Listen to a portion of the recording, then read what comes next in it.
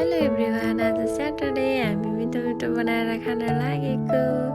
हाम्रो कुनै खानेकुराहरू चाहिँ बनेर रेडी भइसक्यो, कोही पाक्दैछ। अनि यो रहेको छ चिकन तरकारी, यो चाहिँ पुलाउको खानाको लागि। अनि यो रहेको छ मोमोको अचार, अनि यो पनि मोमोको अचार नपिरोवाला हो, पिरो र नपिरो दुई थरीको छ। अनि यो रहेको छ खाना।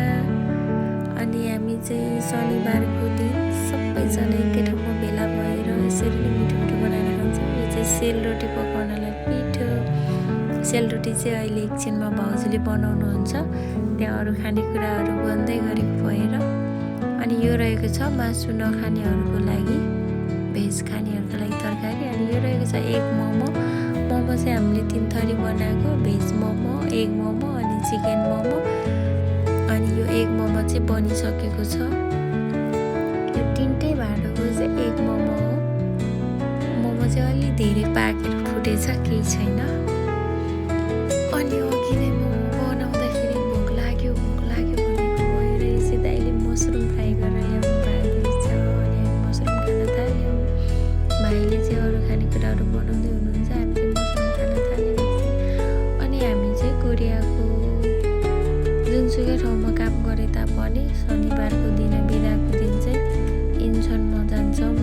दाइको भाइकोमा गएर हामी चाहिँ यसरी चाहिँ मिठो मिठो बनाएर खान्छौँ, रमाइलो गर्छौँ, इन्जोय गर्छौँ। अनि हाम्रो सबै खानेकुराहरू बनेर रेडी भइसकेको थियो। अनि खाना सुरु पनि गऱ्यौँ। हामी चाहिँ मोमो खान सुरु गऱ्यौँ। अनि पुलाउ चाहिँ मोमो खाइसकेपछि खाने भनेको थियो, त्यही भएर हामी पहिला चाहिँ मोमो खान थाल्यौँ। खाना पनि थियो। अनि खाना खानेले खाना खान्छन्, मोमो खाने मोमो खान्छन् भनेर यहाँ चाहिँ भाइले मोमोको अचार हाल्दै हुनुहुन्छ। कोहीले स्टार्ट गरिसक्यो, कोही रेडी हुँदैछ। अनि फेरि अर्को दाइ नाच्दै नाच्दै सेलरोटी र पुरी लिएर आउनुभएछ, भाउजूले बनाउनु भएको है। यो चाहिँ हामी मिठो मिठो खायौँ, सबैजना इन्जोय गर्दै। अनि खानासाना पनि खाइसकेर रमाइलो गर्न थाल्यौँ, नाच्न थाल्यौँ, सबैजना नाच्न थाल्यौँ। म चाहिँ खाना धेर खाएको भएर नाच्न सकिनँ। म चाहिँ रेस्ट गरेर बसिरहेको थियो भिडियो गर्दै। अनि अब हामी चाहिँ सबैजना नाचेर एकछिन रमाइलो गरिसकेपछि रुमतिर लाग्यौँ।